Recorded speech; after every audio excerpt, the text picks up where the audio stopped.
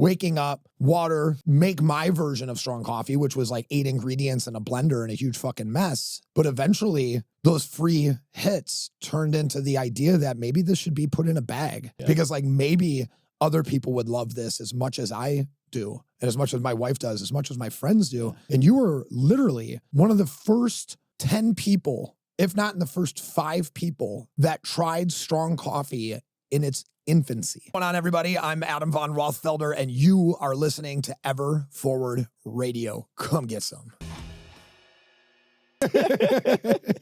We'll do cheers, brother. Oh, bam. Adam, this is what I think like the third, at least the third, maybe the fourth time we've sat down for Ever Forward Radio. Yeah, I mean, I was kind of doing a count in my head, and it feels like the third time that we are doing this in 5 years.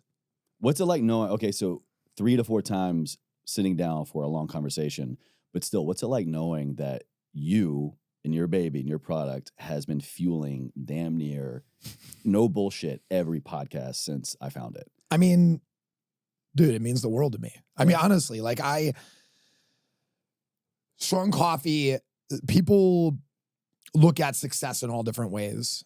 I have looked at strong coffee as a success in so many ways that other people maybe wouldn't view it as a success, but seeing individuals like yourself fuel your life, fuel your company, like Operation Podcast, and being from a coffee background, you know, your family owned coffee shops, for you to trust in strong coffee, I mean, it means everything. It's like, no, it doesn't. That's not what like keeps the lights on, but that is what keeps me going, right? People telling me that stuff. I mean, I get DMs like, oh my God, I've been drinking your product every morning for 3 years and I've lost this amount of weight, or, you know, I love your product. I actually work at Starbucks, or, you know, whatever. I mean, it's wild. Some of the DMs I get, or some of the customer service stuff that I get, because my wife does all the customer service. So she knows that I'm very hard on myself and the success and where I want strong coffee to go and where I see it one day, and the distance between here and there. And hearing things like that are what helped me put one foot in front of the other, right? Hearing like things from Caleb about his belief, like he hasn't had another coffee in a year, right? And that's not because they're drinking the Kool-Aid, right? It's because we've seen the light. We've seen the light. Right. I've never convinced anybody that strong coffee is better, right? I've always looked at it in a way like selling weed. It's like, right? Try it. And then it speaks for itself, right? And I once sold weed, so I can understand this, you know, basic concept of trying something and them loving it, right? And then you're not even selling it to them, right? Like I was just smoking with a friend one day and they're like, dude, I'd love to buy some of this from you. And it's like, cool, I actually have some to sell. That's how I started selling weed when I was younger. It wasn't like I'm going to go sell weed. Yeah. And that's how strong coffee was created. Wow. I mean, it was literally created in my kitchen. People would smell it that I was training, because I lived right above my gym. I'd come down with a cup of coffee at 5 a.m. Yeah, you would really use it more as like a pre-workout in like the beginning, right? My pre-workout / pre-life, I called it. Yeah. You know, and I was trying to lose weight, so it helped me with weight loss because I was transitioning from fighting into modeling at the time. I had to find a way to keep my calories really clean while at the same time helping me be focused to run this company that I started, you know, and I was bartending at night. So I'm like getting 5 hours of sleep, waking up, water, make my version of strong coffee, which was like 8 ingredients in a blender and a huge fucking mess. But eventually those free hits turned into the idea that maybe this should be put in a bag because like maybe other people would love this as much as I do, and as much as my wife does, as much as my friends do. And you were literally one of the first 10 people, if not in the first 5 people, that tried strong coffee in its infancy. Back then it was cafe latte, right? It was just called cafe latte. Yeah.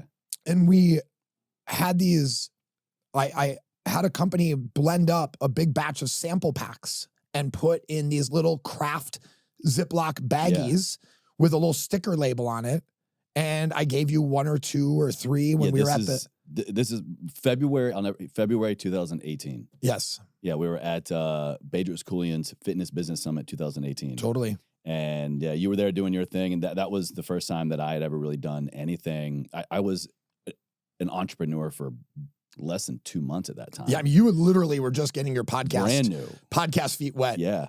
You were in the podcast room, and I was with Barbell Shrugged at the time, and they all believed in it. Like I would get lost in the science because I'm a nerd that way. I'd be like, oh my God, and the effective amount of L-theanine and its relationship to the amount of caffeine that we're using are this perfect ratio as shown in these other nootropics that have had these studies and this and that. And they're like, dude, and it mixes easily and tastes but great. More so, we're just like, yeah, but how well does it mix? Right. How well does it mix and how good does it taste? And that's where everybody was sold, right? It wasn't as much as I would love everybody to be in awe of the science and the brain that went behind all the ingredients. At the same time, I'm just at this point where it's like, yo, it's just better coffee. And it just tastes great and it's better for you. That's really where I want to kind of really get into the nitty gritty with you, man. And it's nitty gritty it up. Some nitty gritty. So anybody that wants to really kind of understand more of your backstory, because we'll probably touch on a few things here, but the life that you have lived, the hats that you have worn, the suffering that you have endured, and the obstacles you've overcome, that's all in the older content for sure. You got your life story. I'll link that down in the show notes for everybody. But, I wanted to kind of really hype up Strong Coffee in the beginning. I think we got that covered because it's a fucking amazing product. And it's one of those things that even if you're not in the health, fitness, wellness space, right? You're not a trainer, you're not a coach, you're not, influencer or whatever, and you're looking for something that you can, for lack of a better term, peddle, or like what are the cool kids drinking on? I won't feel left out. If you're just a human being that consumes coffee and you give a shred about your general well-being, it's one of those just why isn't everybody drinking it?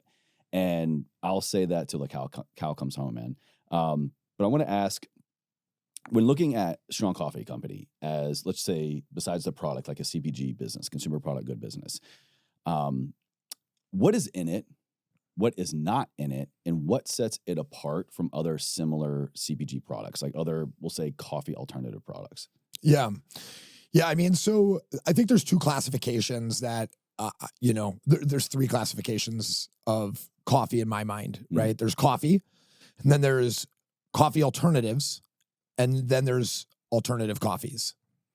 Coffee alternatives, and alternative coffees. Right. So you have coffee alternatives like mud water and things that try to be coffee but are so far from it. Right. Instead of coffee, hey, get rid of your coffee habit, swap it out with this. So these are the 3 kind of categories that we're sitting in the CPG space and in like the industry, right? Because people are under the understanding that maybe coffee is not good for them because it's causing anxiety.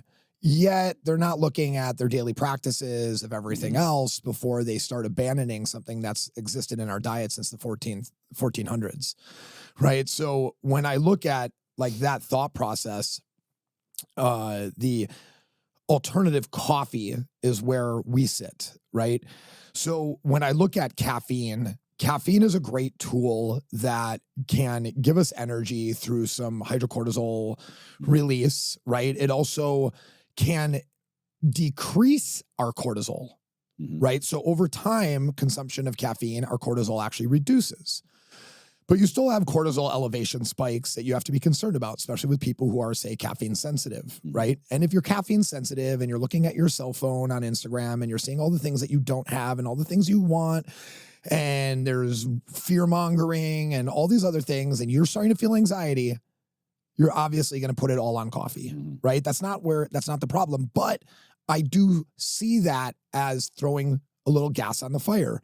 So we looked at how do we mitigate or eliminate any type of cortisol increase by putting adaptogens in our coffee at ethical amounts, right? And adaptogens are what for maybe somebody adaptogens are a natural substance, generally from a root or a mushroom like reishi, lion's mane, ashwagandha. These are all forms of adaptogens that help our body deal with stress and anxiety of sorts, also can deal with the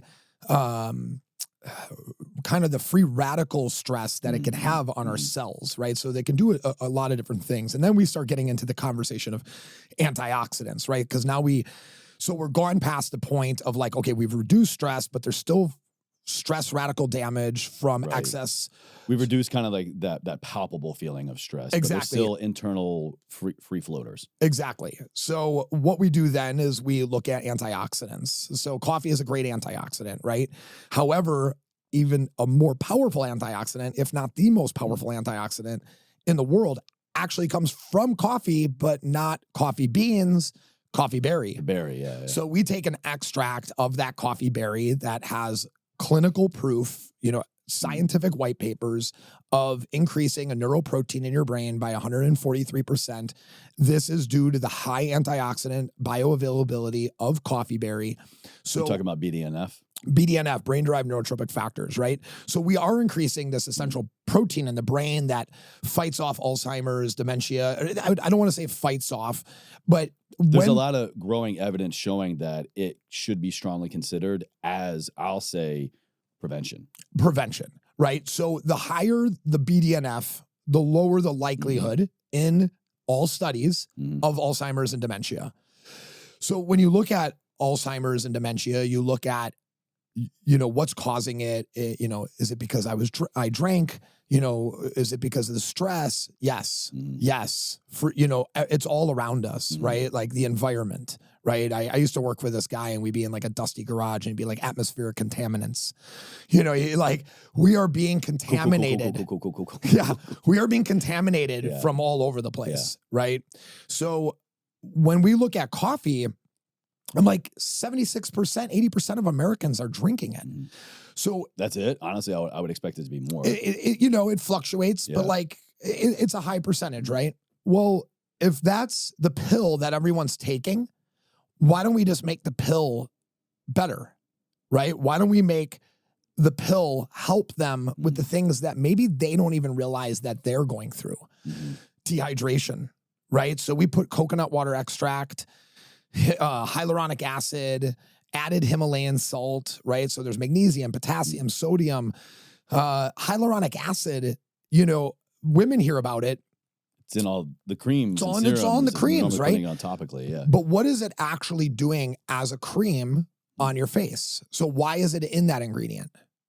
So that's what a lot of people don't know. So the magic behind hyaluronic acid is that it's a subdermal. So it's transdermal. Right? It can literally pass. It can permeate multiple layers of the skin. And the blood-brain barrier. No shit, really.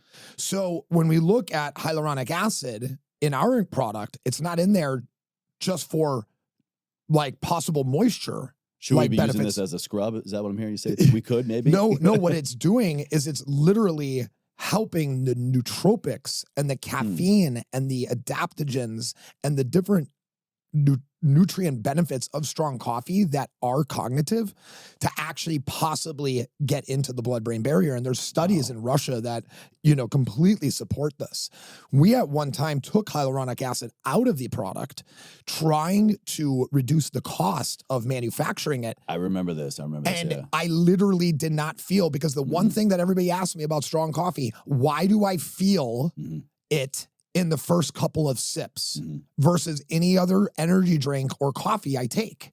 And it's like, one, the MCTs. We're putting ketones in your brain. We only have 5 grams. You're never going to shit your pants on strong coffee.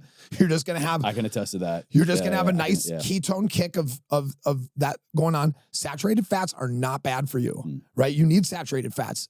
It is literally the foundational block of hormones, testosterone, things like this that we need to actually have in our diet. And we're still recovering from the fat-free kind of genre of eating that is still popular in 2/3 of America. Yeah, so many people are still beating that dead horse of cholesterol is the devil, cholesterol is the devil, cholesterol is the devil. Right. And even kind of getting, I got my metabolic panel and my cholesterol was high.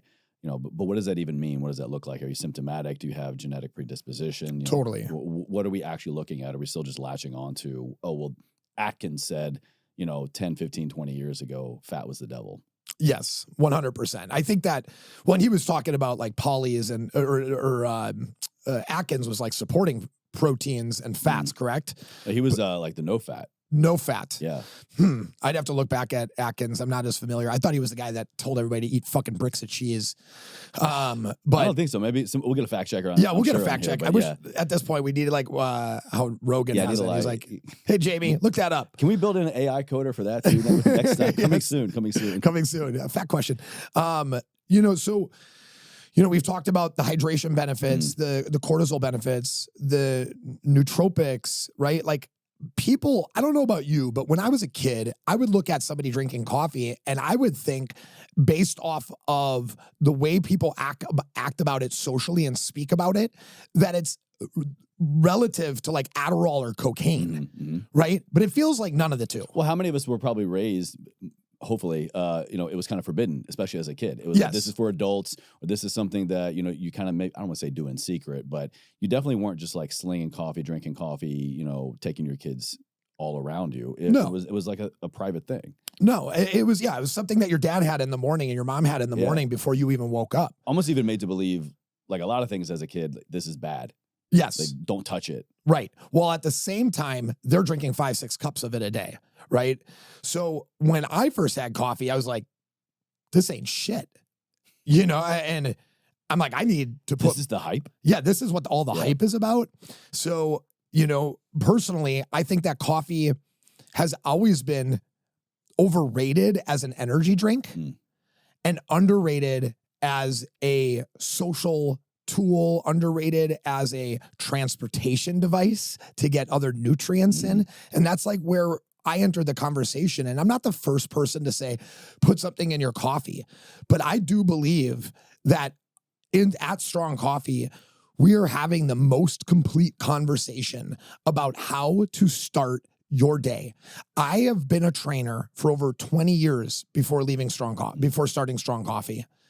And the question that continued to be asked every day, it didn't matter if it was the intermittent fasting craze, the paleo craze, the keto phase, whatever was going on in the world as a diet kind of spectrum, the question constantly remained, what do I do for breakfast? What do I do in the morning?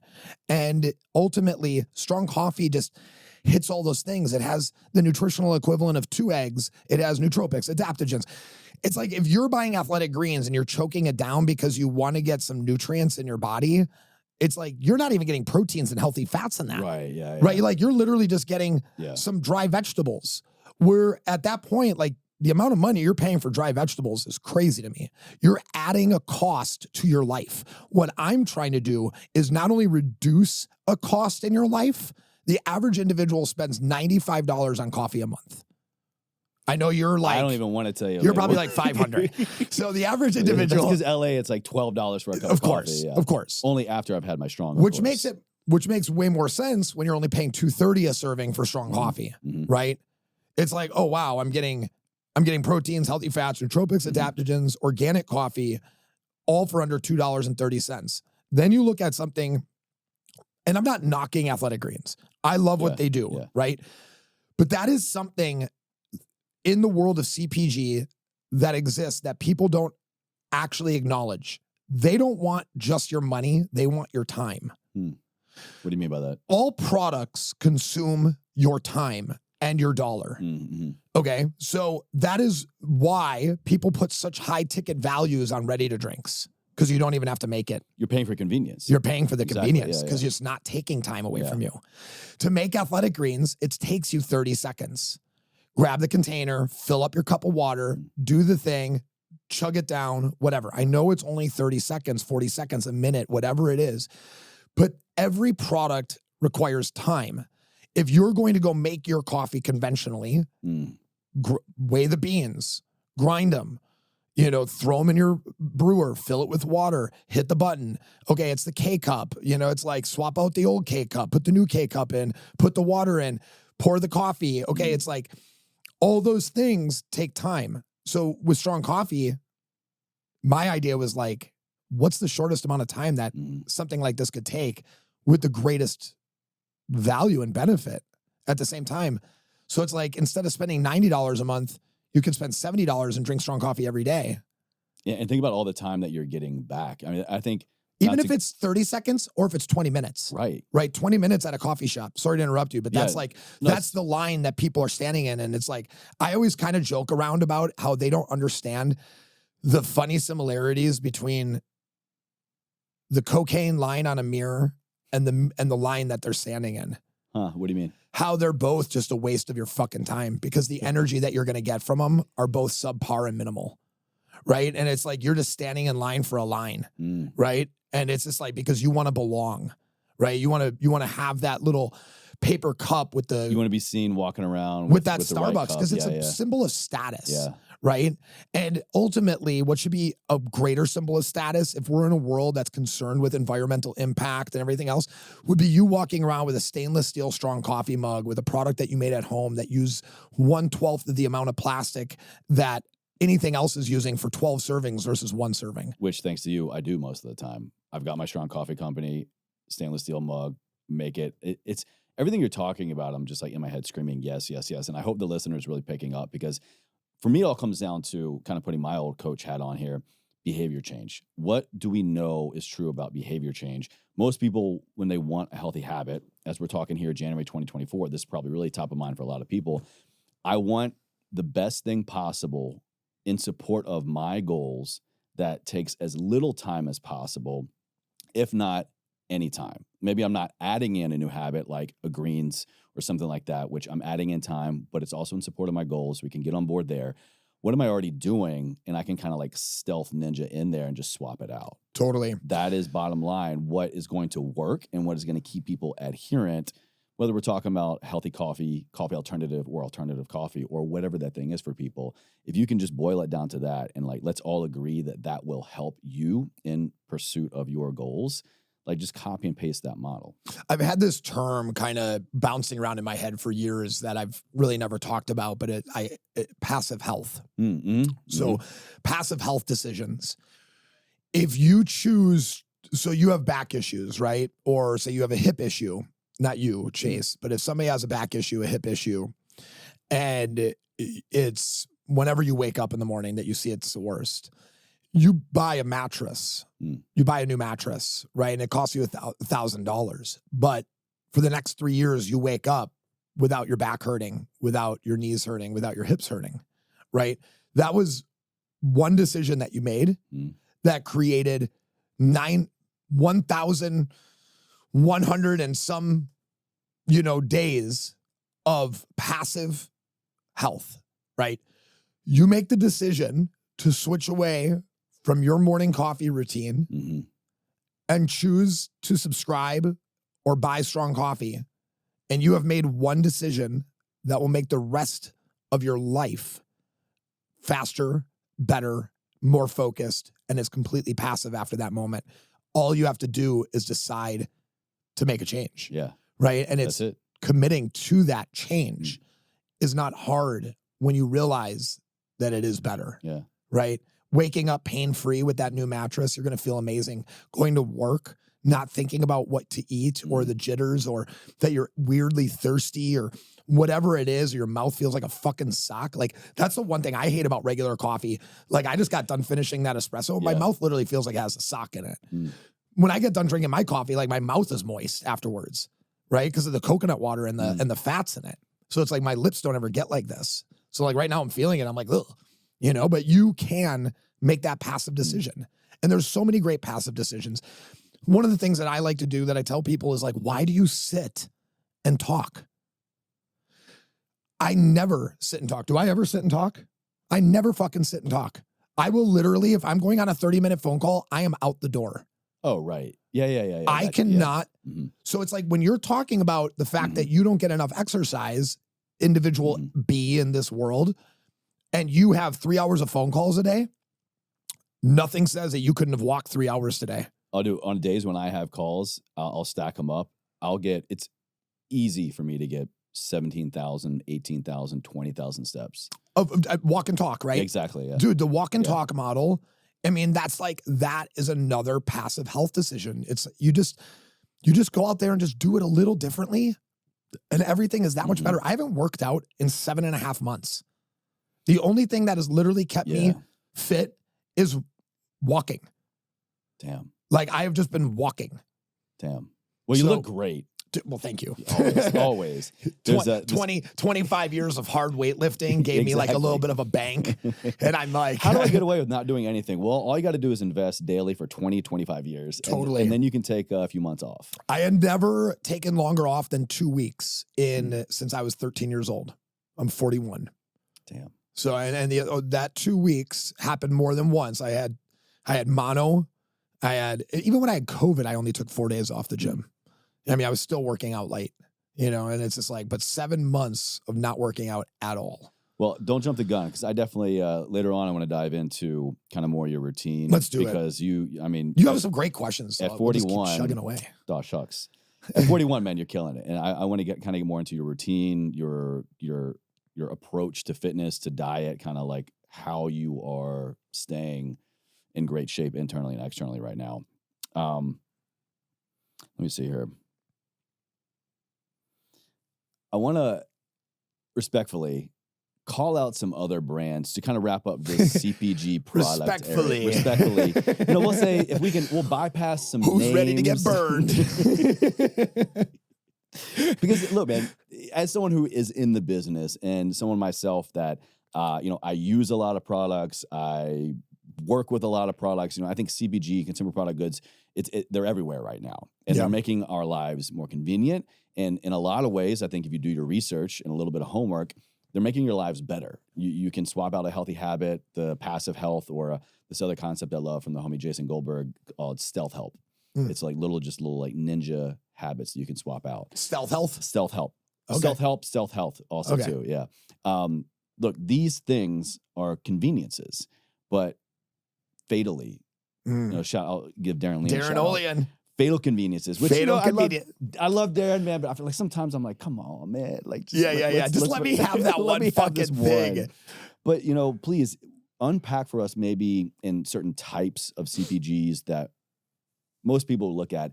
This is a healthy product. I'm eating this, drinking this, using this to promote wellness. Are we actually doing our bodies a disservice with some of these products out there? That's a good question. I'll answer that with a funny story, and then I'll answer the question. So, so when I used to travel around with Pauly Shore, this was before Joe Rogan blew up. I was telling Pauly Shore like how much I love Joe Rogan. Like, this is 8 years ago, right? So this is Joe Rogan just before starting the Spotify deal, before people were like, who the fuck is Joe Rogan? Way before that. Yeah. I mean, like 8 years ago, right? Yeah. I mean, he was just starting his podcast, really. And so I was telling Pauly, and Pauly was telling me that Joe's irritating sometimes. And I said, why is that? He's like, well, he acts like the sheriff at the comedy club. And he calls people out on their lazy and stolen jokes. Look, and the Carlos Mencia shit. The Carlos Mencia shit, right?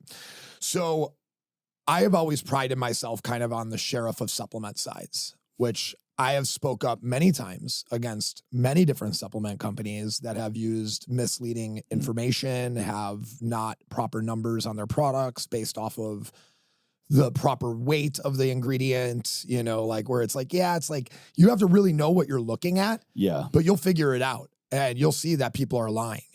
So protein, for instance, for somebody to make a claim around how much protein they actually have to put like 2 to 3 grams additional protein over the actual amount that's in there for them to actually claim that. So when you see 21 grams of protein powder sometimes on the back and they don't talk about how much protein's actually in it, they'll say like 20 plus grams of protein or something like that. Yeah. They're not super clear with it.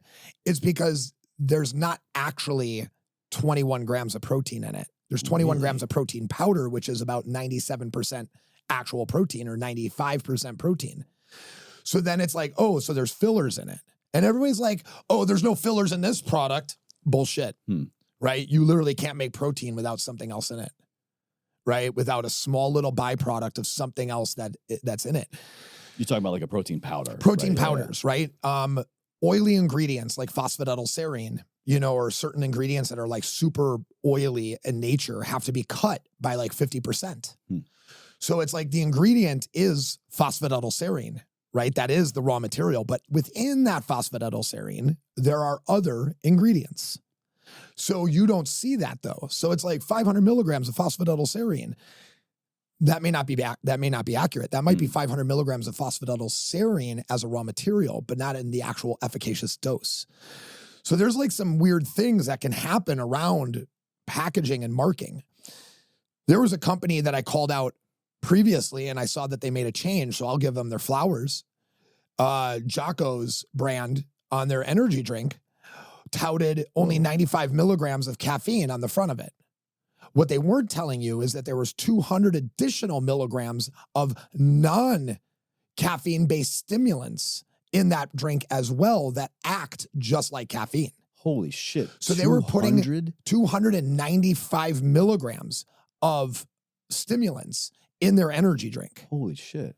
So what were they using? They were using theobromine, an additional 100 milligrams. Then they were using green bean extract, which is 97% caffeine. That is in so many products, so many CBG products. And you don't even see it listed as caffeine. And it's marketed as like caffeine free. Holy shit, wow. So when you start looking at, let's talk about human, right? So they've been selling this miracle drink, ketones. Okay.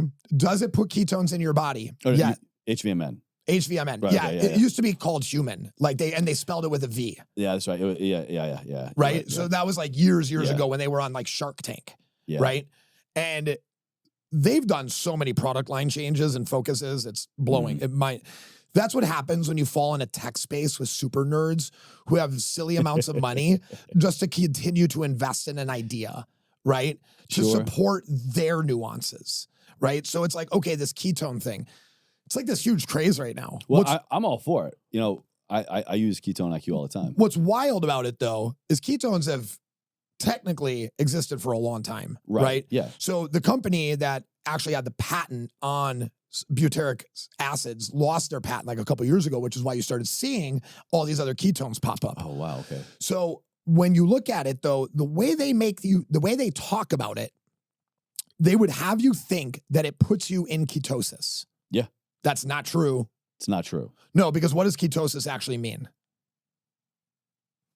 What are you asking me? Yeah, I mean, you're running on ketones. You're running on ketones, but what is your body using to create ketones?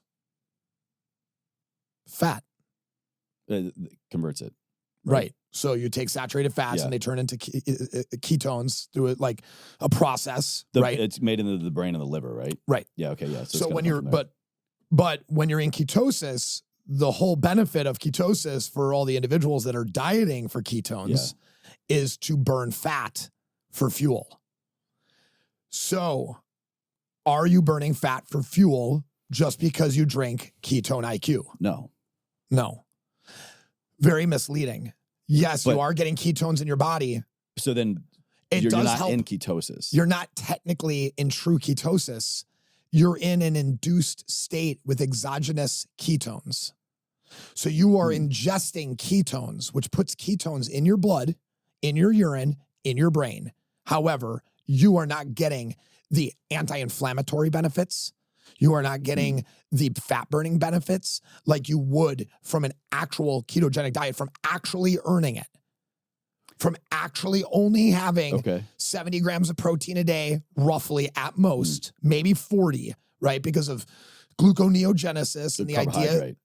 No, even proteins are that low. Really? Oh, yeah. Like full ketogenic diet. If you were to read Primal Fat Burner by Dr. Nora Gagadius, right? She breaks down the actual true ketone diets, right? I never heard protein needing to be that low. Because of gluconeogenesis. You're right, yeah. Right? So she told me with how active I am that 70 grams would be pushing the idea of staying in ketosis. Was that because like at that point your body is going to be moving to proteins for no, it's going to start turning proteins into carbohydrates, into sugars through the process of gluconeogenesis. Damn. So it's like, okay, so real ketosis diets are low in protein, low in carb, high in fat.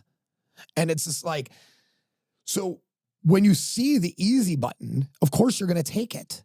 I don't blame HVMN for leaving holes for you to fill them, right? With your own thoughts. Oh, well, this is way easier than eating low carb to get into ketosis and lose fat, through burning that could it definitely through be misleading fuel. for a lot of people I'm looking to get into ketosis. I personally use it and love it for just like a clean energy, basically for cognition, focus, flow. I'm definitely not a keto guy. So I think that's another case in point about knowing what you're looking for, knowing the end result, but also like, why are you in pursuit of that? If you're someone looking to a ketone product, we'll say like HVMN, because you are trying to adopt a ketogenic diet to get into ketosis you're probably more focused on fat loss, endurance, maybe even a health concern outside of the cognition and focus flow state you can get in. Like that, I see how you're saying that could be misleading. Well, right. Because whereas someone like me, like I personally don't need or want that. I'm just looking for the energy. Totally. And I'm saying all this with the idea that whenever I take ketones, I do like the way I feel, right? They are clean energy for the brain. Which, fun fact, I'll stack ketone IQ with strong coffee. Totally. It's next level shit. We looked at doing a butyric-based coffee. It was just too salty and off-tasting. It's really bad. Yeah. So the amount of butyric acid that you need, or not butyric acid, but the salts that you need for ketosis, it's really high. It's like, 2 grams or almost 3 grams or something like that. And it just tastes god fucking awful. I think to like wrap up the question is that we all too often fall to marketing and not education. And we don't know what the actual efficacious amount of an ingredient is to elicit the benefit that we are seeking. So I'll pick on one more thing, right? A lot of influencers out there promoting brands on a regular basis. There was a guy recently promoting a product. It was Brian Mazza, and he is a great dude from all accounts that I know, but a product that he was promoting, I was like, how could you even ethically say this out loud about this product? Was this a supplement? So this was a ready to drink HMB, an HMB drink. Now, if you know anything about HMB, their initial claims like 15 years ago when it came out is that it was going to be like the next creatine. Like it was going to destroy creatine for muscle building. It's a bold statement. Well, it ended up falling completely short as they proved that it actually doesn't develop any muscle at all. So not only does it just not work as good as they were hyping it up, it doesn't work, period. It doesn't work, period, for building new muscle. But what it does do is it preserves muscle loss by being a positive anti-catabolic. Okay. Which is great. Not bad, yeah. But it requires 3,000 milligrams of a minimum effective dose. 3,000 milligrams, so 3 grams. Mm-hmm. So you can't promote a drink to build muscle using HMB that only has 1,000 milligrams in it. 1, it's 2,000 milligrams short for the actual claim it can make. 2, you're making a claim that it actually can't make. Right? Not even the ingredient itself can make that claim. I don't care if you take 6,000 milligrams a day. It is not building new muscle. It is preserving old muscle. Shit. So like when you look at things like this, it's like, God, wouldn't it be amazing if there was a drink that helped me put on muscle? An ingredient I've never heard of, right? How many people would jump at the fact of getting on something, the new creatine? Well, I mean, when how proven we know creatine to be. I don't mean to like rain on anybody's parade, but I mean, this is how this person obviously promotes products, makes money, for himself, makes money for the brand. And really, it just goes to show that even somebody like him, who is a very intelligent, well-educated individual in the health and fitness space. Made some amazing transformation. Amazing transformations, well-respected. He doesn't even know because the company is telling him that. And he's not even taking the time because who the fuck has the time to Google minimum effective doses of every ingredient in every fucking thing that they consume? Yeah, I don't know if Brian is doing this, but I'd be willing to bet that he probably is not carving out in his time blocking research white papers for every product that I'm using or, especially like endorsing. So what do you do? That. You look for the company to tell you the truth. Right, yeah. To protect your integrity, right? To protect your integrity, right? So they're buying your voice and you trust them because you know them, you had a conversation with them, you got some money from them, they paid on time, all these things. They paid on time. The number one thing influencing most influencers with brand deals. Yeah. When you see net 30 and it actually hits net 30. And it's like net 18, you're like, holy fuck, these guys are amazing, right? Or like they pay before you ever even start. Before you even started talking about it. If you ask me, if they're able to do that, more than likely their product doesn't work. It's like the Frank Thomas shit. What's that? Like the Nugenics. You always see like the testosterone ads with Frank Thomas. It's like Frank Thomas, the big hurt. The dude was it was a big guy his entire life. He's a big guy. Yeah. He does not need Nugenics. If he needs anything, it's probably TRT and a proper diet, right? Like it doesn't matter. That bottle of pills probably costs less than $3 to make. So when you look at something on, I've created like crazy dream supplements just to see like how much a bottle would cost comparative to like another brand. Like a sleep aid?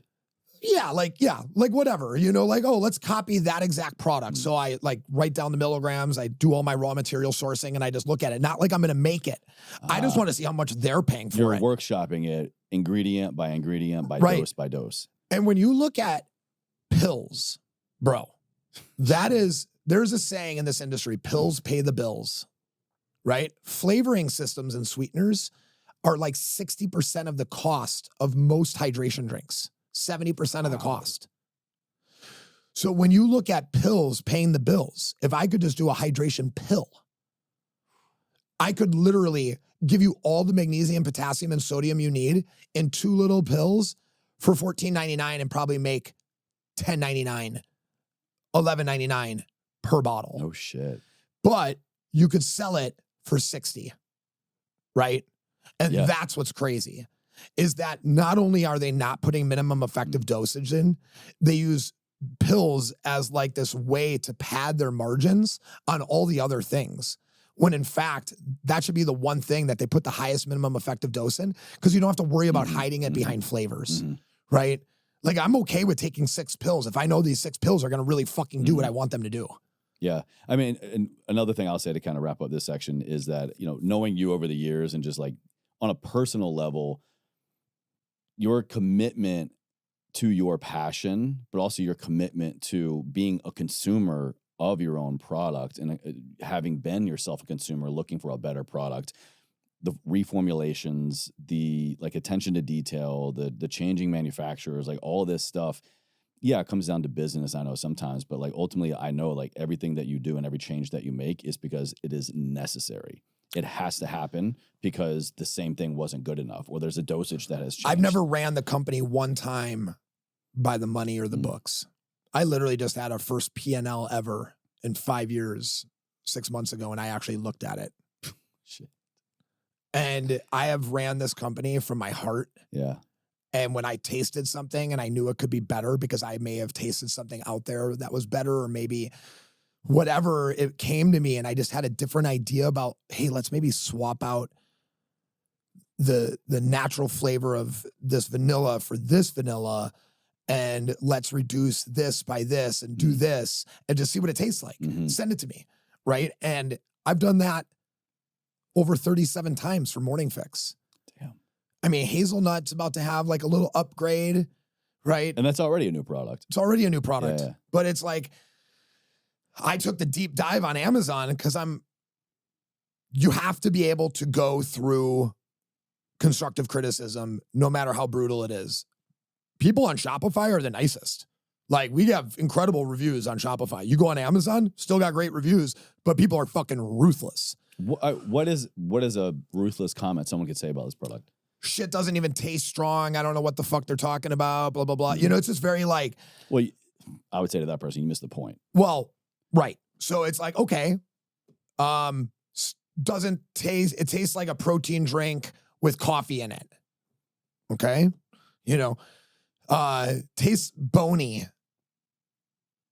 I've never known a man to eat a bone, and like live to tell about it. But like, yeah, I get it. I mean, bone broth doesn't even taste bony to me, so I don't really understand that, what that means. Right. So, you know, hazelnut is getting a 10% increase in a sweetener, so it has a little sweeter tone to it. So it, like the hazel kind of cocoa comes out a little bit more because like what I'm reading on the reviews, because Morning Fix, in my opinion, Morning Fix always was our best tasting latte, most popular. That's for people who don't know, red one. That's more like the vanilla. It's our vanilla light, sweetie product. one, yeah. Yep. Sweet, right? All of our lattes are creamy, but we vary on the spectrum of sweetness between them all, right?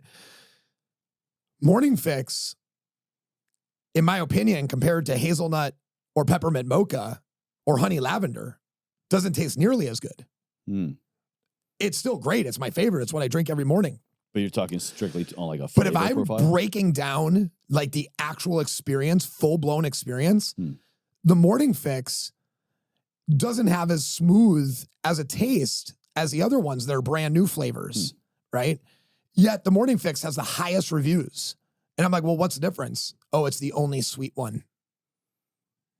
Why is Daybreaker still behind when hazelnut and peppermint mocha are outselling Daybreaker and they've only been out for a month, you know, and they have continuous buyers? Well, Daybreaker isn't sweet at all, right? Which so is it's like my jam.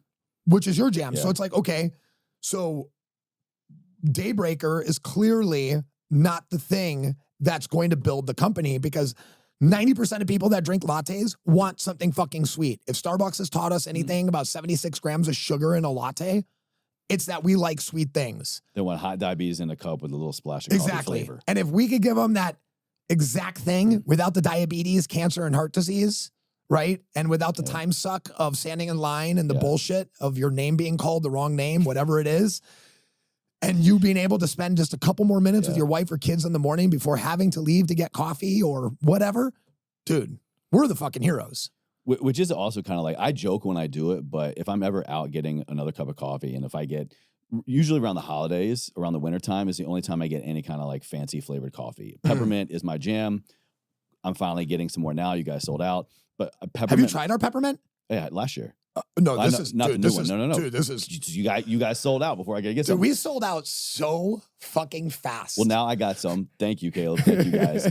But I joke when I say it, but this is the only time of year that I do it, so it's kind of like my freebie. But I do love a peppermint mocha. That is my sweet flavor latte, kind of like crutch. And so when I go, I'll literally go. Can I get half diabetes? Oh yeah. And they'll look at me funny, and they'll finally look up from the register. I'm like, I want half the peppermint syrup. I want half the mocha. If it is even real cocoa, depending on the place. It's not. But just that little nuance, like I'm joking when I say it, but I know that should I consume this on a regular basis, I am putting myself most likely on a path towards diabetes, especially someone who has diabetics in his family. And I just want that little nuance to kind of sink in for the listener, because if this is you and you are looking for a little way to tweak something, just changing your wording about a small little nuance, such as I want half the syrup, a little bit of less, put in what the result is that you're actually thwarting or getting. Diabetes, chronic illness, disease. These are these small little things that creep up months, years at a time. And it all can come down to just a small change like that. But if you say it out loud, you're actually making it real. I wonder how many people, if you go up to the counter and go, I want 1 pump or I want 3 pumps or whatever of diabetes instead of the flavoring. Yeah. Like just thinking that out loud, saying that out loud, you're going to act differently. You're going to make totally different changes about that. Yeah. Yeah, 100%. And once you change your mind, your palate will change with it, right? Where it's like, truly, yeah. If you ever go back to that one thing that you had that you really loved that was super sweet, you'll be like, this is fucking disgusting. Yeah. Right? Yeah. And it really does hit you like that. I used to have a thing about peanut butter cups, and to the point where it was like not a healthy relationship, but because I could train so hard and eat clean the other part of the day, eating 4 Reese's peanut butter cups a day wasn't a problem, because I'm like, I just worked out. I can have 50, 60 grams of sugar. Dude, talk about the minute I cut out peanut butter cups, how much leaner I got, how much clearer my head was throughout the rest of the day. You know, it was just, and now I'm at the point where we take our kids out to ice cream, you know, or get ice cream maybe once or twice, you know, maybe a couple times a month, whatever it is. I don't even get my own ice cream. I just take a scoop of my daughter's, a scoop of my other daughter's, a scoop of my wife's, and I'm done. Poison control, right, for the kids? Poison control. I call it dad tax. It's but yeah, I mean, it's changing your mind leads to changing your palate, right? And once your palate is in control, it will truly tell you what is good and what is not good. I mean, put a thing of bone marrow in your mouth and tell me that you shouldn't be eating that, right? Where it's like a kid would look at it and think it's disgusting because they have to get past this, all these other treats that they're having all the time, right? Where it's strong coffee may not taste exactly like your favorite coffee that you're drinking right now, but drink it 3 days in a row and don't drink another sweet thing. And it'll literally taste exactly the way it was meant to in your mind. Right? Like it'll hit you. And you'll be like, oh, this is exactly what I needed. Especially once you get on the path. I've seen this so many times over the years with coaching clients of mine of like, once you actually understand, like you have just laid out so clearly for us, once you understand what you're doing versus the healthy habit swap, how much better this thing is for you, you can actually really conceptualize, more than conceptualize, you can actually fully understand what is going on internally. And I think for a lot of people that speaks volumes to a behavior change swap is you actually understand what you've been doing to your body. Yeah. Beyond just a preference, beyond like a taste or convenience.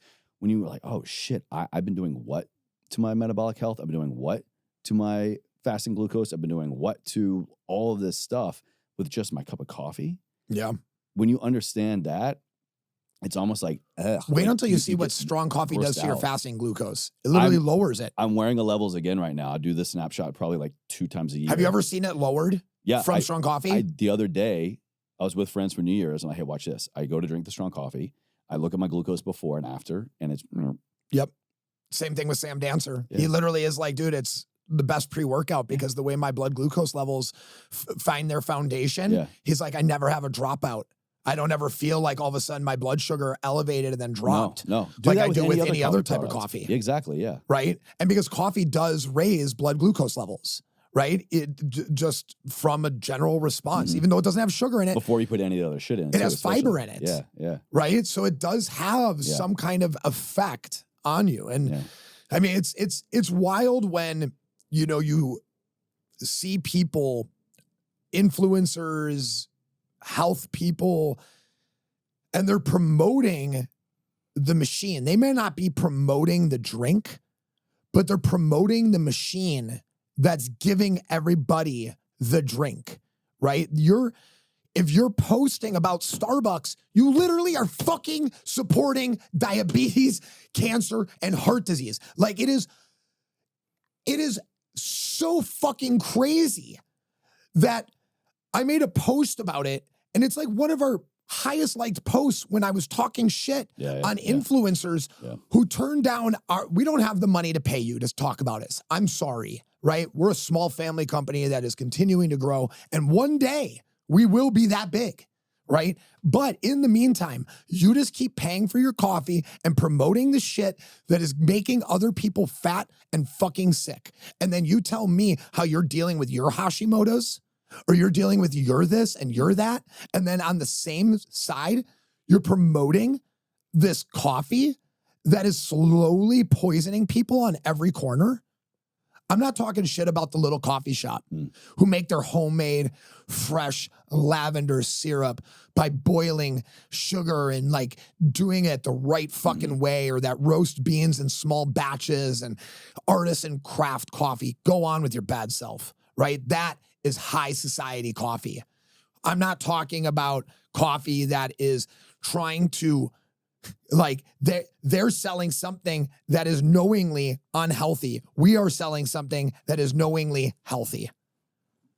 It's like, why do you promote this? Why do you continue to do it? You want to make a change, then you have to be the change yourself. I love promoting Starbucks these days as my conduit for my strong coffee. That is the only love Starbucks gets from me. But even now, dude, I'd be hesitant because of all the shit you see about the inside lining, the chemical on the cups. Yeah. Where even when we go to Starbucks now and we do our gag where we get our free water, the hot water, add in my strong coffee. We put it in our mug. So we travel with our mugs just clipped to our backpacks, right? And Like, that's why we did a double wall stainless steel mug, so you could really bring it everywhere. I mean, I've dropped one off the side of a mountain, went down and grabbed it, you know, in Colorado, and it was like, oh shit, you know, it had a little couple scratches and stuff, but it was totally fine still, you know, and it's just, it's weird, right? It's hard because, like, I lost my dad to cancer. I know you have the same, right? Like, I lost my brother died of effectively a heart attack, right? And he had an overdose, right? When I see, like, the things that I've been around and when I see everybody else and their sad stories of cancer and heart disease and obesity, and you're fighting, like, the patriarch, one bicep curl and one motivational speech at a time, and then you promote that, it's just like, you have to truly lead from the front, right? Otherwise, you're just doing what Elon Musk said, right? What's that? I'm tired of fucking people pretending to do good while doing absolute evil. Or even doing nothing. Or doing, which might even be worse. Might be worse, right? I mean, do you remember the last Seinfeld episode when they all were getting arrested for not helping? The Good Samaritan law thing. The Good Samaritan law. Yeah. Everybody on social media, look it up, the Good Samaritan law, because if you're fucking promoting Starbucks, you're fucking up, right? That's... Woo! All right, man, I got to get off this topic because I got some other things I want to cover with you, but like, I could sit here and talk about this stuff all day long. I just want to wrap this up. I got to get that out my chest. It's so coming for you, Howard. Good. And if you're a coffee drinker or looking for somebody to make a swap for something that can be more than just a cup of coffee, it can be your breakfast. It can be your pre-workout. It can be your Focus Flow nootropic. It solves so many problems. I don't even know if I have fully realized all the things that I can swap it out for. Yep. I use it. I love it. I talk about it all day long, man. So I said earlier, you're 41 years old and you have been doing a lot of things for many, many years to take care of your body and your mind. So I just want to ask you right now, to credit a former homie, Homer from Deuce 2, LA Gym, back where I used to train at Deuce when you were in LA.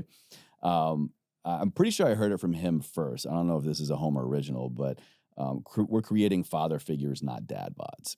Yes. And I put you in that category, man. Hey, thank you.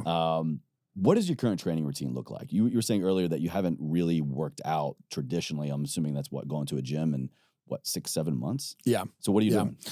Well, for the last 7 months, I had some, I'm still trying to pin the source down. I'm pretty sure that I have a slight impingement in a nerve in my neck, in my C6, C7, because I have bone spurs there from my fighting career. And that C6, C7 pathway is literally where the nerve that goes down to my elbow is kind of triggered. So I had some interesting inflammation in that. The amount of driving I was doing and in front of the computer over the last 12 months was just unlike anything I'd ever done before, with stress being compounded, with everything Strong Coffee went through with Whole Foods. Yeah, which I want to say again, like, there was not a fitness, wellness event, expo in the last 2 years that I was aware of that I didn't see you behind the wheel driving to. Caleb setting up shop, slinging coffee, man. Like, yeah, that's just another testament to like the passion and why behind Strong Coffee. Dude, we're the only coffee company with a heart. I mean, I say it all the time. I mean, it's literally written on our fucking chest. Yeah. Right. So you think maybe this is kind of where some of that? Yeah, for sure. The stress compounded, I'm sitting like this driving, my levator scap started causing a lot of issues on my left side, all of a sudden just having extra neck tension, started having elbow tension, just kind of like would straighten up and pull it up for the 5 minutes and then all of a sudden find myself right back down there, Yeah. So I decided to take the first break I've ever taken, in working out. I mean, previously to this, I mean, like I said before, I had never taken longer off than 2 weeks. And my training has kind of remained the same, since 12 years old. I mean, in many ways, or I could at least say since I was 19. I mean, when I was 19, I feel like I found my original path in how I would weight train because of my background. I was a gymnast, I was a martial artist, and I was a soccer player. Well, what a combo, man. All very, very different schools of thought. Yeah. Right? Gymnastics, go higher. Martial arts, go deeper. Right? It's like there are these like... I haven't heard that. I like that. Yeah, so it's like gymnastics, higher. Right? Martial arts, deeper. Like they'd come behind you and fucking push your back down when you couldn't go into the splits. Right? There was that mentality. Yeah. Whereas, you know, and soccer was go faster, right? So fast feet, you know, I could still do back tucks at 41 years old.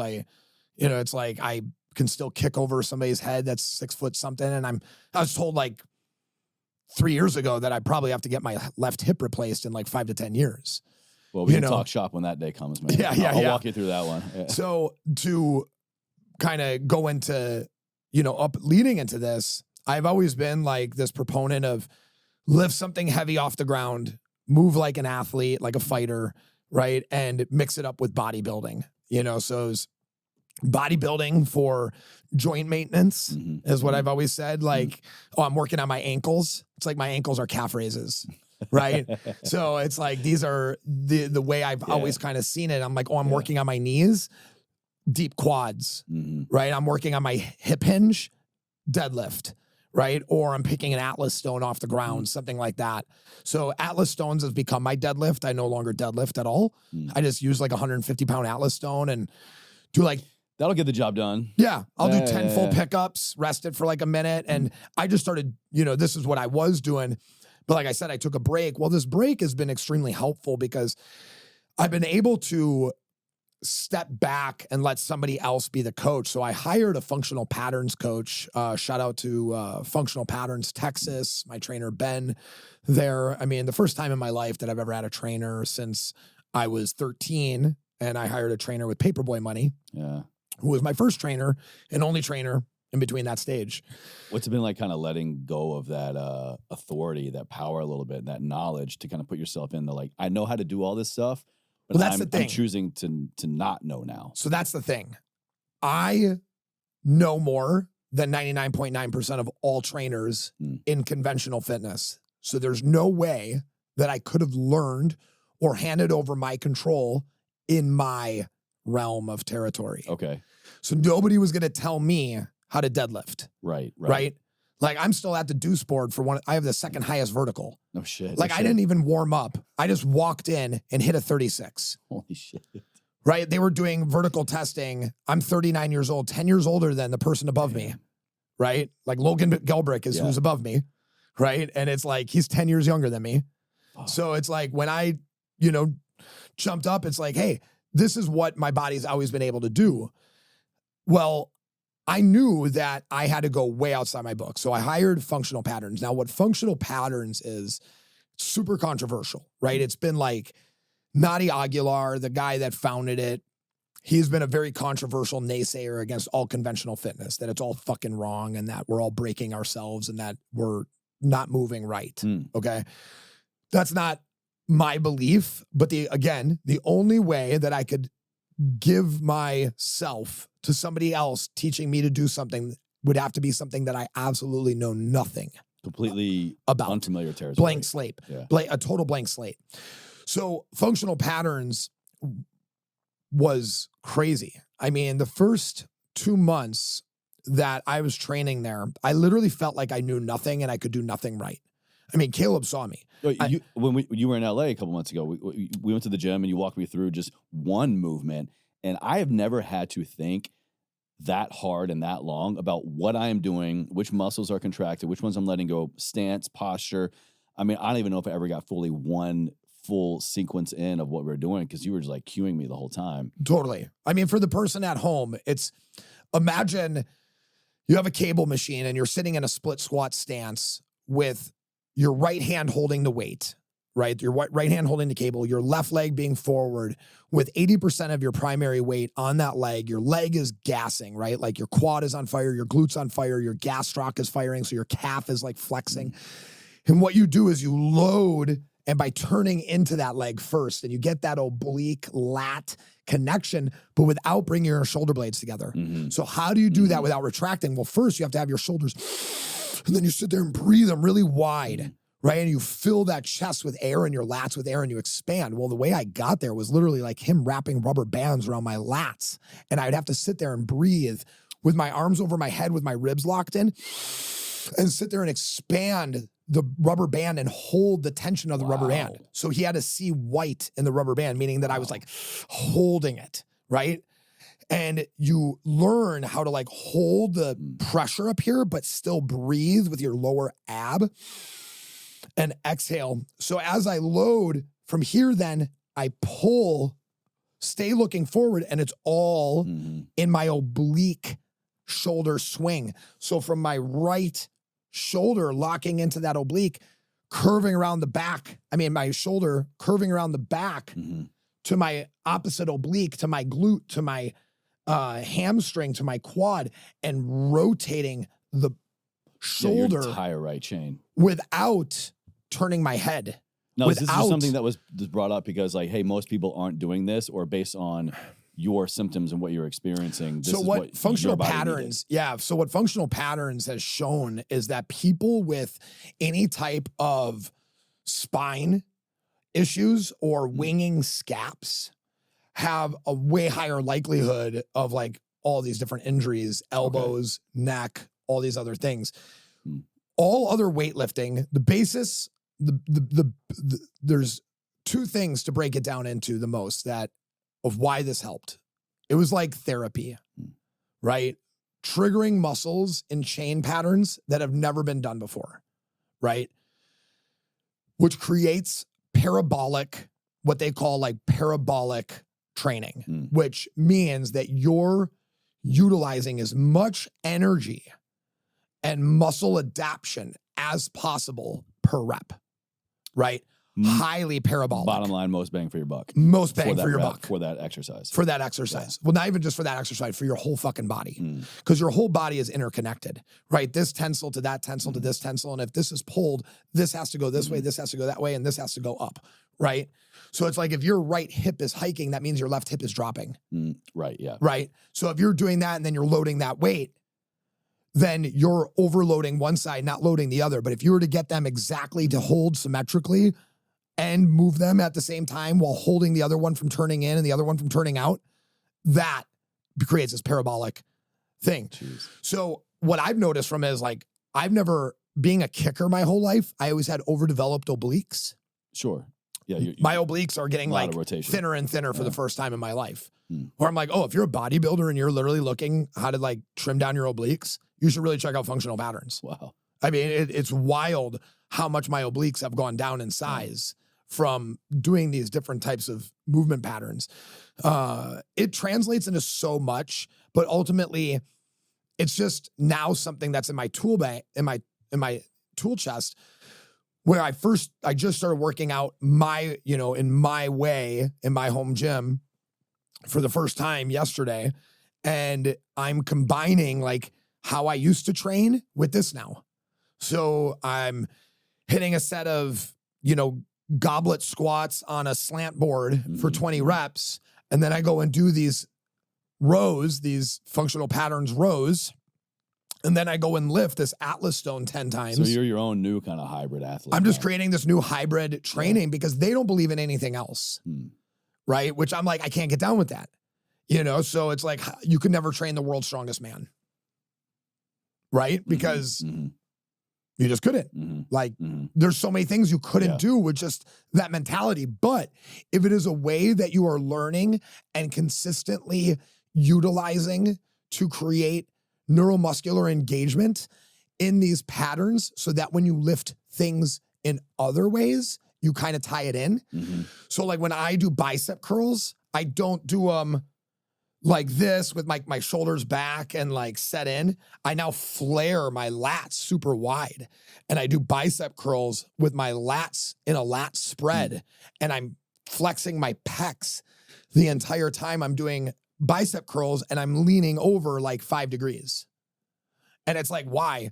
Well, because if I'm leaning over 5-10 degrees, the angle of my elbow at the peak of contraction is having a certain type of gravitational pull versus like pulling it up here and then the weight coming down on the elbow.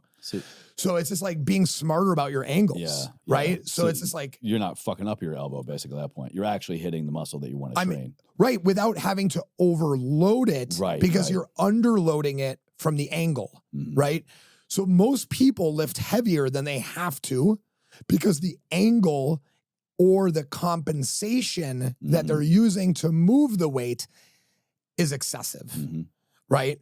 So Especially in a bicep curl. So like when we went and did one of the, what was it, like the chest press that was like way harder, or like there was like a move. It was a seated chest press machine. It was like a weird angle. Like your shoulders and everything were almost like really, really set back and kind of like low. Right. There was no real way to kind of adjust it for your height. Totally. And that you sit there and your shoulders are compacted. So you're working through a point of compression, where with functional patterns, you're decompressing while you're lifting. Oh, wow. Okay. Because you're creating space in the joint and in the shoulders. Because if your shoulder blades come together, what does your lower back have to do? Got to get in there. It's got to move forward, right? So if your shoulder blades pull back, that's how my shoulder blades pull back. My lower back has to go in. Our spine is made up of 4 pieces: our cervical, our thoracic, our lumbar, and our sacral. And they go every other. So our cervical controls our lumbar and our thoracic controls our sacral, or reverse. And they're like that so we don't fall over, right? So it's like if I put my head forward, my butt has to go slightly backwards, right? If I put my neck backwards, my hips have to go forward, right? If I put my chest forward, my back has to curve in. If I put my chest back, my back curves out, right? So it's like these angles of compression are what you're learning how to avoid while still moving in an athletic manner. And I mean, on top of that, I walk, I do slacklining. Slacklining, I think, is the thing that will probably keep my legs strong throughout my entire life. Anybody who is looking to find a way to hack their legs into stronger, more adaptable, agile legs, just walk on a slackline. Just teach yourself, fall a million times, just walk across it. I do this thing called a press test, and this is how I teach people how to start walking on a slackline. Just go up to a slackline and on your left leg, keep your left leg on the ground, put your right leg on the slackline, and put as much leg press tension into the slackline that you can until you hit the floor of the resistance of the band, and then you start feeling your left leg float up and your whole body comes off the ground. Oh, shit. The amount of shake that you see from high-level athletes and super strong guys just from trying to press that thing down that's like moving like this and like this at the same time, crazy, right? The minute you can get something like that under control, you'll have super strong legs. It's like the only reason why my legs have stayed in shape over the last 8 months is because I literally take phone calls walking on my slackline. Shut up, no way. Yeah, I mean, I do pistol squats. The other day I was making coffee on the slackline. He was like throwing me everything, and did you see the video? I saw that video, yeah. You did it. I did it. Did it. Yeah, I mean, I did it. Who else can make a cup of coffee on a slackline? I mean, he took the cup, the powder, the hot water, the stir. I mean, like, it was all thrown to me too. I mean, there's a lot of... I would love to say that I'm some super talented slackliner, but for a non-slackliner, I'm a really good slackliner for an athlete. Okay. Right? Yeah. There are guys on slacklines that do flips. Gnarly. And crazy shit. I mean, I can jump in the air and turn and stand on it and like all these things, but there are people out there that are really amazing. I see it as a tool for meditation. I have never saw it. So I started writing a really short book on it, and it was called The Act of Meditation, Balance, right? And it was the cover was just going to be a triangle, right? Standing on its end. And it's funny, when I saw the Rick Rubin cover, I was like, oh, that's kind of like how I was going to do the balance, meditation and action. And the reason why is slacklining is the only thing that I've ever found, or tightrope walking or balance beam of any sort, that there is a clear moment when the individual loses presence. So when you're on a slackline, you have to be fully empty. The cup cannot have anything in it. You cannot think about how you're slacklining. You can't think about telling somebody about it. You can't think about your day. You can't think about the future. You can't think about anything. The minute you even start to think to yourself that you have balance and that you can have any other thought outside of this exact moment, you literally will fall. You'll start to shake. and it is the fastest way to tap into flow when you're ultimately present and walking with risk. Risk creates a state of flow, right? Like Stephen Kotler talks about it. Yeah, I was just gonna say, yeah. So in Rise of Superman, Yeah. well, there's a risk of falling. Yeah. It may not be great. You're only 2 feet off the ground. I've never fallen and hurt myself on a slackline, right? Mm-hmm. You jump off. So the risk is mitigated, but it's still potential. Mm-hmm. And you don't want to fall off. You want to stay on. Yeah, risk, or even I think he talks a lot about fear too. Like fear. The fear of reduces falling. Focus, yeah. Right. So a lot of times I have to get people to overcome the fear of falling on a slackline before they can even try to be present with it. Yeah. Right? Because the fear just keeps overtaking them. The fear is just a component of it. But like when you're in this state of controlled fear where I am present of the idea that I could fall, and I am present in the idea that I am standing. And I'm present standing with fear. Yeah. And not letting it overcome you, because that's when you start having thoughts about your bills. That's when you start having thoughts about your business. That's when you start having thoughts about your family, whatever it is. And all of a sudden you're not in the slack line anymore.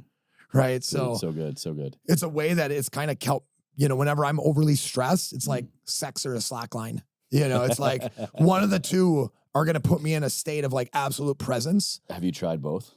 It could be like a nice bounce, You got to have Araceli, you train in the same way Adam is on the slack line. I'll have to get Araceli on a slack line for a little while first. You're going to start a only slack. Yeah, only slack. Only slack. Yeah, only slack. But speaking of, man, I love to kind of shift into, you the family man.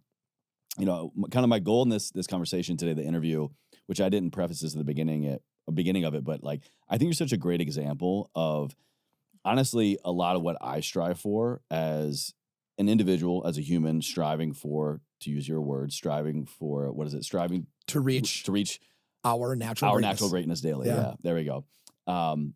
So on the individual level, there's just so much potential and optimization, all this stuff. From the entrepreneur side, just the passion and commitment and the why, the physical self, all the things that you do to take care of your body.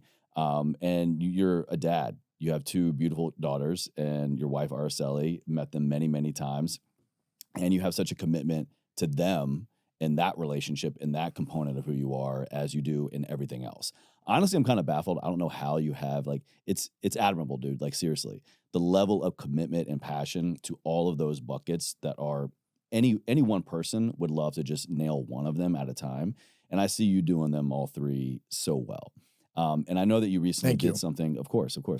I know you recently did something very, very, I'm sure, scary and unknown territory as a partner, as a husband, as a friend to your wife. You helped her find and meet her father, her birth father, she had never met before. I want to know, what was it like from the partner, the husband perspective of preparing yourself and preparing your wife for that interaction? Because I can only imagine that could go one of 2 ways, and not an easy task, not an easy thing to even, I'm sure, agree to. Yeah. I mean, being a father, being a business, first of all, being a father is the greatest thing I've ever done. Right? Like, there's nothing in my past or in my future that will ever supersede the love and the experiences that I have from my kids, and I am very thankful for the parents that I had for teaching me the things to do and the things not to do, right? By example and by lesson.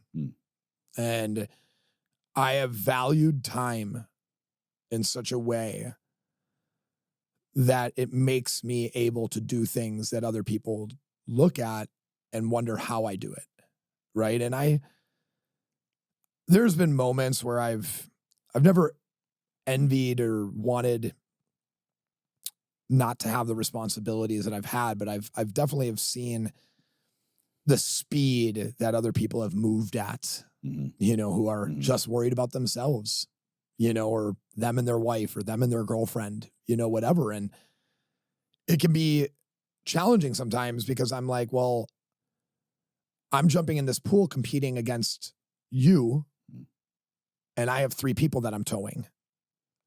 But when I look back, they're my reason. And then I just go that much faster. Right? So my wife, you know, and I hope this comes out the best way, is that I've known her since I'm 8 years older than her. And she didn't have a positive father figure in her life. She wasn't shown a lot of things, wasn't taught a lot of things. And at a young age, you know, I met her at 20. She was, you know, just going to school, and like I had this, you know, I had tough relationships with my dad and my mom, but I was given privilege in the sense that I had love and support and a positive roof over my head with whether it's food or clothing or, you know, a place to go and feel safe. Sure. Yeah. So I became that for Araceli, you know, and I kind of raised her in a way over these last 13 years. I mean, almost, you know, she's 33, right? And over these last 13 years have shown her what like a strong, like male figure is like in her life, and have, you know, not always been perfect, and yet always wanted nothing but the best for her. So she has had, you know, a very difficult time. You know, she had a stepdad. She thought this other person was her dad, you know, when she was younger, and this other, you know, both dads fucking sucked. And then at 33 years old, you know, I was like, she had this like inkling that she thought that she had like sisters out there. Like this feeling. Like an intuition? Like an intuitive feeling. Wow. And she has 5 other sisters, you know, with her mom. Yeah. But she had a feeling that she had other sisters. Wow. And I was like, you know, maybe we should do the 23andMe. Yeah, like a DNA. Let's do a DNA test. And so we bought one, and a message comes through like a couple months, you know, in 2 months, like, who are you related to? And blah, blah, blah. Like, oh, you might be my cousin. Boom, boom, boom. All of a sudden, a couple questions to Araceli's mom. Araceli's mom is like, I did have a one night with a Raphael. And all of a sudden, wow, she has a dad. All this has been in a matter of just a couple months. Last couple of months. All of a sudden, she has a dad and 3 sisters that lived 2 blocks away from her growing up. Shut up.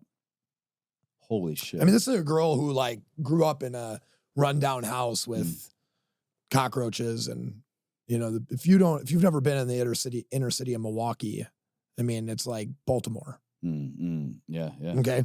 So it's like it's North hood. of my old neck of the woods. Yeah, I know that. Yeah. So there is a lot that she went through, and she had this loving dad who was a really good guy who raised 3 really great kids just 2 blocks away from her. So come Thanksgiving, I mean,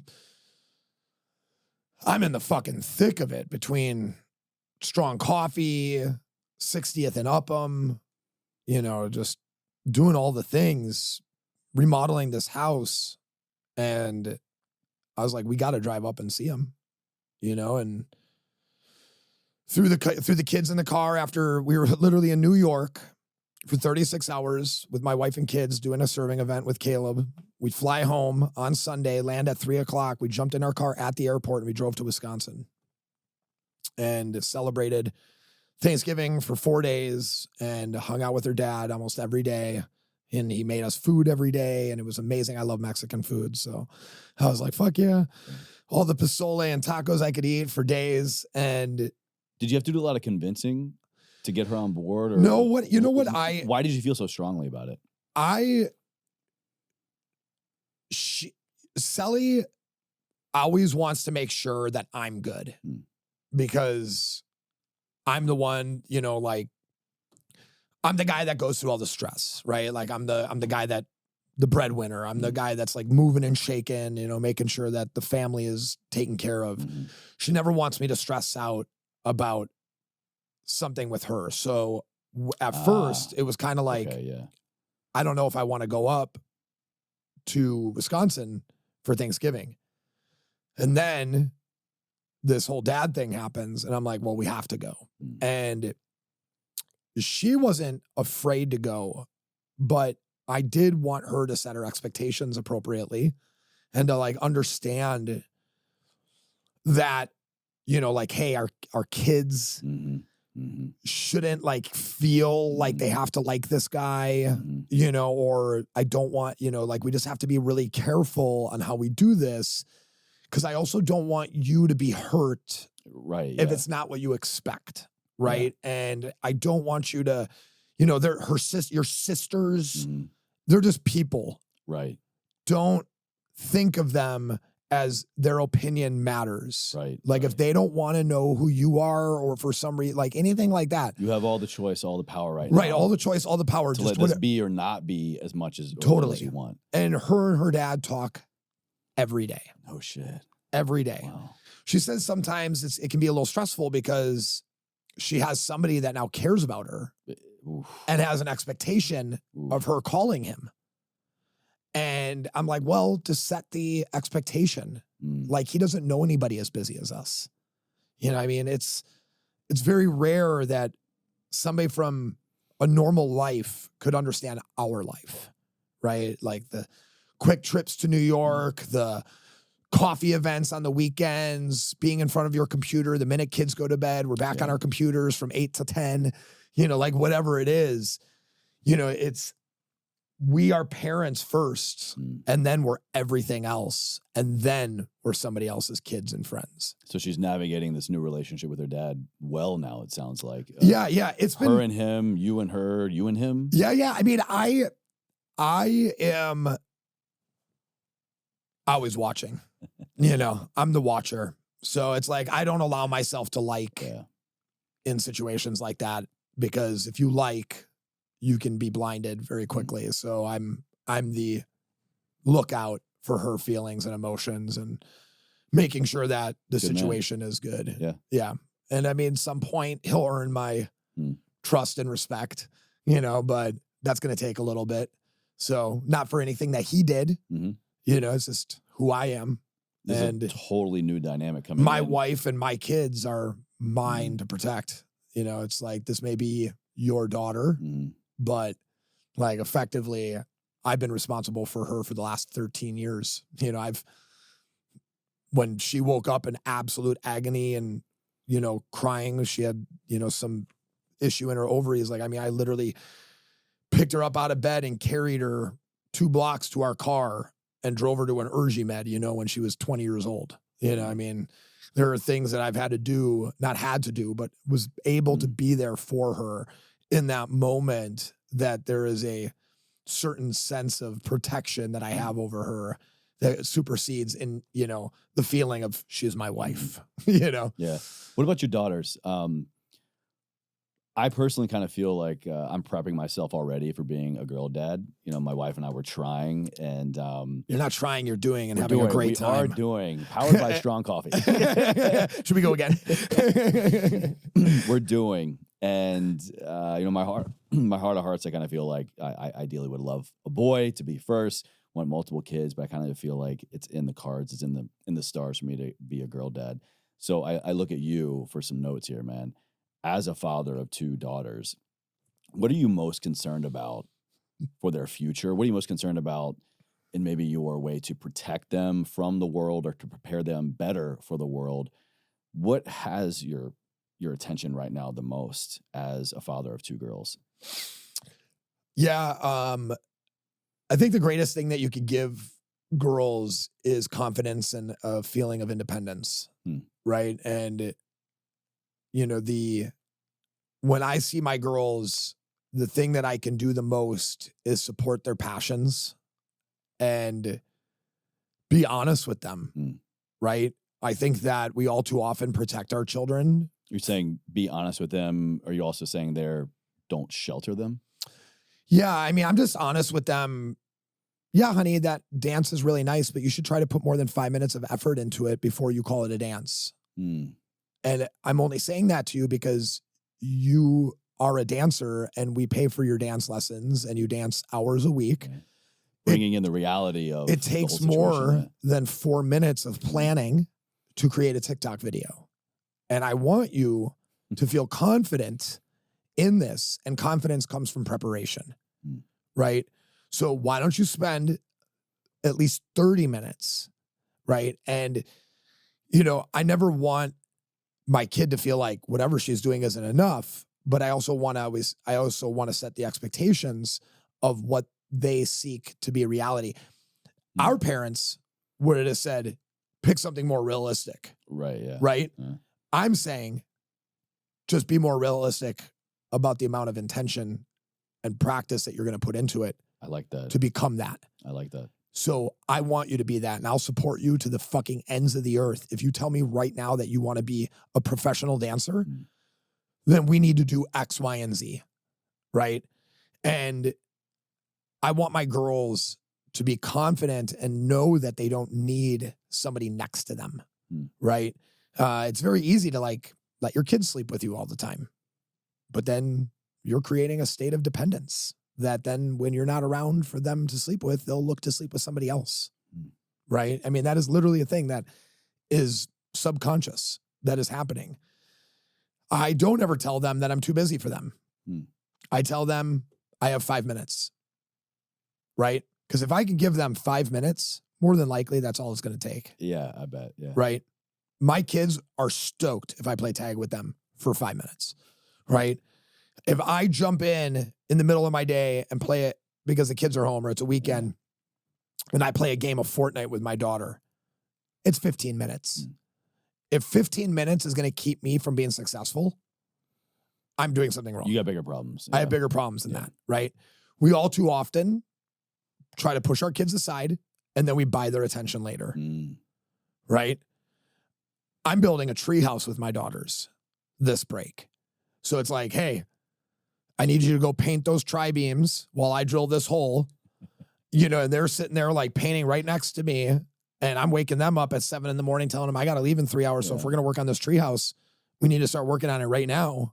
You know, and these are things that I'm showing them. I want to show them as much as I can. And us as parents, we have to lead from the front. So it's not just showing, but it is doing. My kids naturally go out in the garage and work out. Really? Yeah. Well, I'm sure they're emulating, modeling after what they see you and mom do. My daughter Arrow loves the aerosol bike. Who loves the aerosol bike? Dude, she literally just jumps on and she'll be like, Dad, I just did 10 calories real quick. Oh my God. You know, and she loves the thing, you know, and it's like, Shit. It's so funny because she's like pedal and then it rolls and then it's pedal and she's like just reaching, you know, for it because she's so fucking little. But I mean, she crushes it. And, you know, I always talk about this one joke that I heard that, you know, Louis C.K. says, which is like, hey, boys, they're fucked up.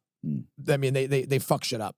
Girls, girls are fucked up, right? So it's like, this is how the comedian explains it. He's like, my daughter ripped a head off of one of the dolls of my other daughters. So my other daughter comes up to me and says, Dad, blah, blah, blah, rip the head off my doll. And he's like, well, what do you want me to do about it? She's like, rip the head off her doll. That's fucked up. Shit. So what did he do? He ripped the head off the doll because he's a boy and he fucks shit up. Right. So like I teach my girls a little bit of both, you know, and I'm trying to raise them so they're not girls, but they're women and strong. Okay. Right. Like lionesses. I'm not raising passive little ones. Like I tell my girls all the time, like, you're going to keep your last name Rothfelder. Because if a guy really wants to marry you in modern age, he'll be okay with it.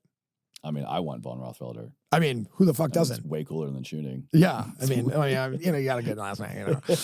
But I mean, it's these things that I'm putting in their head so that they never have to think that they have to do something that they don't want to do. You don't have to give up your last name. You don't have to sleep with this person. You don't have to do this as a job. You don't have to go to school, right? You can do whatever you want as long as it will take care of you and not hurt somebody else, right? And like teaching them that and how to look at the world. My daughters both have tried starting businesses 2 times. My one Really? daughter sold out of her first business at a school event. What was it? She created stuffed animals out of socks, and they were called mushrooms. And she took a sock and like tightened the top. So like the top of the sock kind of looked like a penis head, like a mushroom head. And then the rest of the sock was like thin and like wrapped. It's like lamb chop sing along. And then they had like little eyeballs on them and stuff. And she was selling them for like $1.50 for like, I was like, we're technically losing money, but the kids loved the idea.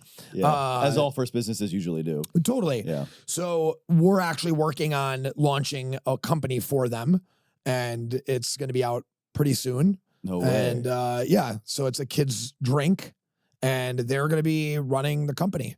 So they're going to be doing the social media. How old are they? 9 and 10.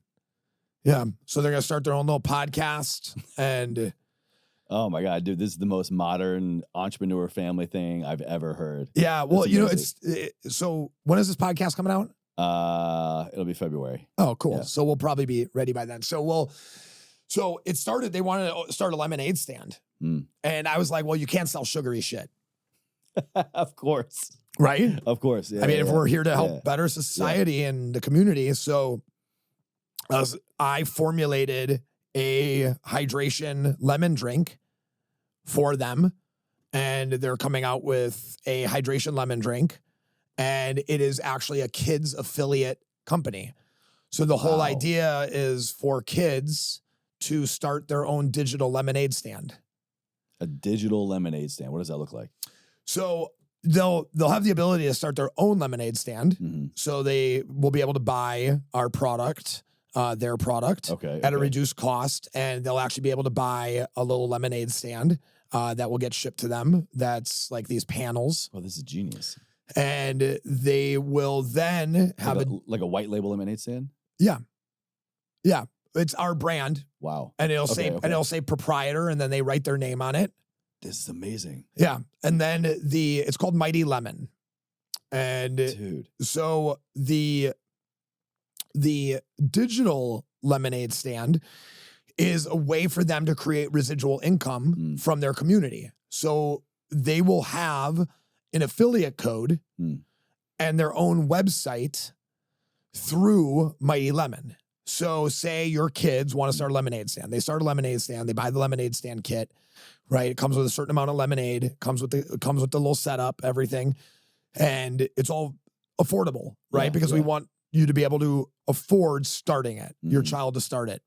Comes with a workbook that shows them how to like set it up, how to configure pricing, how to talk to people. So there's like sales pitches and different things in there, rebuttals, different things that like I learned when I was 18 at Best Buy, like a rebuttal book, right? Hey, if they say this, right? So then when that person leaves, they'll be able to go to a landing page that will have like a picture of that kid in front of their lemonade stand and say like, welcome to Mike's Mighty Lemonade Stand. And it's like, add to cart, right? Or start your own lemonade stand, right? And it's like, add to cart. You can buy the lemonade or you can become a lemonade proprietor. Physically and online. Wow. Because it'll just be an affiliate program. Wow. So every kid will just become an affiliate and we'll make them a landing page. So we'll make them, so when we get a new kid that signs up for a lemonade stand, we then spend the time to make, we're using AI to make a website. They just send us a photo. We put their photo in the AI. It refigures the website of what it'll look like with their name on it instead of the other kid's name on it or the other kid's name on it. So then we'll just have thousands of affiliates out there like Boy Scouts and Girl Scouts of America, but not selling sugary, shitty fucking cookies. Right? Dude, so genius. Wow. My hope is that in time, Mighty Lemon will actually be the new Boy Scouts and Girl Scouts of America.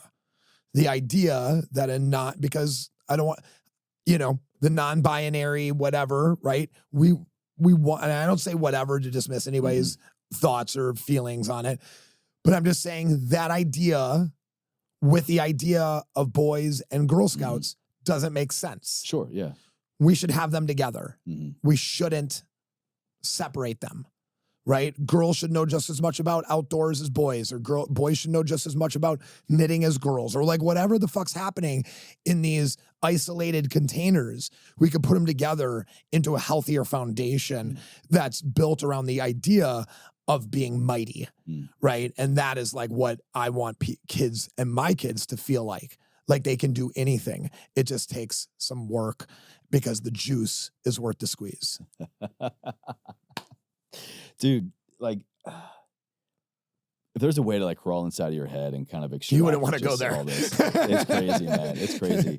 We'll do as we kind of get to a close here, man. I just want to say again, anybody interested in learning more about your backstory and all the things you've done in TV, in fitness, in entrepreneurship, and fighting, like there is so much that we did not uncover 60th today. and Upham. 60th and Upham, what you're doing now, in helping other brands get started, your incubator, all this stuff. Of course, I'm gonna have linked down for all your content, all the old episodes we've done together, everything you're working on now. You just got so much to offer. Besides a banging cup of coffee that I have been drinking, endorsing, promoting, slinging, like anytime we travel, I'm always like sending it ahead of my time, or all Christmas this year. Every stocking stuffers were travel packets for everybody. Amazing. We appreciate you. Again, dude, it's just like it's one of the biggest no-brainers in my life. And like so many things in our life, when we latch onto something that adds value to our life, it solves a problem. But then there's the next level, solves a problem, and I can't not share this with the world. And that's what strong coffee is for me, man. But the last question I ask everybody, and I don't know if I was poising or throwing up this question when we were on last, but ever forward, to move forward in any unique area of our life or all the areas, there's a lot to be extracted in what you talked about that somebody can figure out how to do that. But to ask you bluntly, man, how do you live a life ever forward? What does that mean to you here today?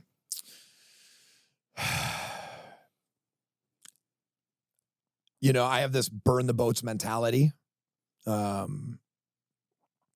There is no backwards. So forward's the only thing that exists. And that's how I live it. I have no other option. As much as you would like to be able to go back to change a thing, you can't. So you change it going forward, and then you have the experience to understand how to deal with it if it ever happens again. Right. So we're just getting stronger and better. And,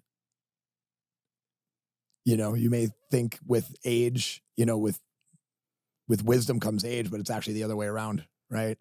And so all my past experiences are allowing me to keep going ever forward. Well, I mean, you embody it, you live it, you eat it, you breathe it, and like no bullshit, man. You're a guy that I look to in the CPG space. You're a guy I look to as a dad. You're a guy I look to as a no bullshitter. I didn't even get to this, but in my notes, I wanted to kind of go down like you're the guy, whether it's solicited or not. If like a certain brand or a certain thing comes up, you're like, yo, fuck that guy, fuck this. But in the most, how do I even want to say this? Like the most rational way possible. You're a guy that is very plugged into a lot of different things and people that cross paths with a lot of my life, personally and professionally. And like your opinion on so many things is probably one of the ones that I take the most seriously. And it doesn't always, I will say, completely sway me, but I take a step back and I think. I reflect. I'm like, okay, am I getting caught up maybe in something? Am I just saying yes to something, or am I not seeing? Because I'm definitely more of that. Hey, we're all in this together, everybody. Why would you screw me over? Why wouldn't you be telling me the truth, kind of thing? Until maybe there's a hard example. But I mean, your insight, your experience is one that I take very seriously. As a Midwesterner, growing up in a cold city, so close to Chicago, right? There is no room for bullshit when you're fucking freezing. And, there's other places in the continent that are obviously cold, but something about a gritty Midwest blue collar person. I've seen my parents fucked over by so many people, taken advantage of. I've seen so many situations. My brother was a devious one. I can read fucking lies and drugs and from a mile away on somebody. Oh, I bet you having that. So it's like there is very little you're going to get past my meter. Yeah. And, I hate to be the guy that ever says I told you so. And I try to never do it. But there are plenty of friends that would hear you say that and had been like, yeah, I learned to listen to Adam the hard way. I've talked to a few of them. Yeah. Where it's like, shit, I totally should have fucking listened to him about that person. And now I'm figuring out how to get parts of my company back from that fucking person. You know, and that's like happened numerous times just in the last couple of months. And I only say that because if I ever share something with you, whoever you are in the world, it is not coming from a place of jealousy or spite. Yeah. It is coming from the fact that I have been fucked over. Yeah. And I don't want you to get fucked over because I honestly care about fellow man, right? I don't even have to know you. Yeah. I've literally said to complete strangers, that person you're dealing with is a fucking shisty motherfucker. Be careful. Wow. And they're like, I've known that person this long, and then 3 months later, it's like, hey man, Adam's our little strong angel coming in. The whisper on the shoulder. Swoop of coffee and a little truth go hand in hand, my man.